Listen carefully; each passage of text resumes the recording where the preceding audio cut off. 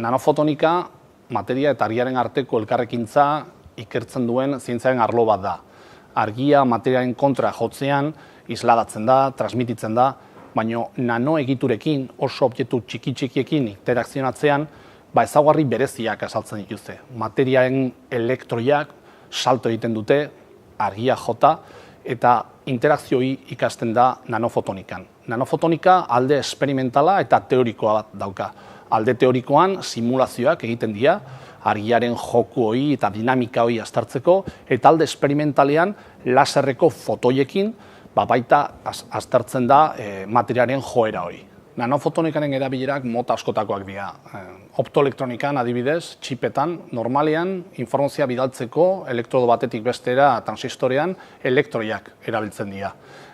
Baina fotonika ere posible da erabiltzea, kasu honetan nanofotonikan. Argiaren fotoiek posible dute eramatea informazioa elektrodo batetik bestea bai, modu segurago baten eta azkarrago baten. Medikuntzan adibidez, nanopartikulek posible dute argia lokalizatzean berotzea eta bero horrekin inguruneko zelula tumoralak, onkologikoak akatzea posible dute. Beraz, termoterapian, nanoegituren bidez termoterapia posible da erabiltzea medikuntzan. Eta bukatzeko mikroskopian, nanoegiturak erabiltzen, mikroskopia hori mugara posible da eramatea. Molekulak, nanoegiturak, atomoak ikustea posible izango zen.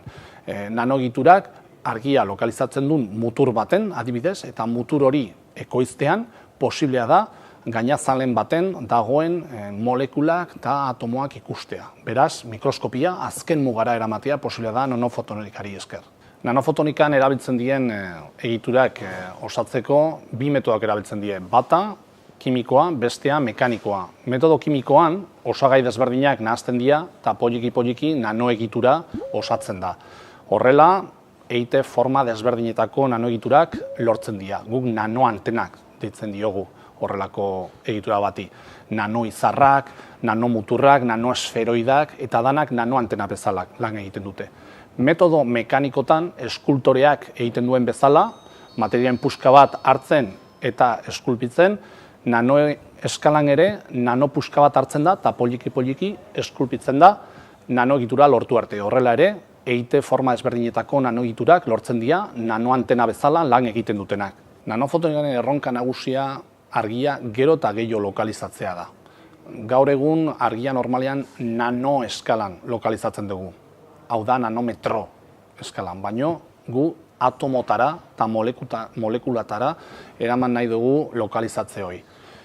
Hori esker posible izango genuke egoera kuantikoak aztertzea. Horrek zer nahi du. Normalean mundu makroskopikoan lege klasikoak funtzionatzen dute, baina eskala nanoskopikoan lege kuantikoak funtzionatzen dute.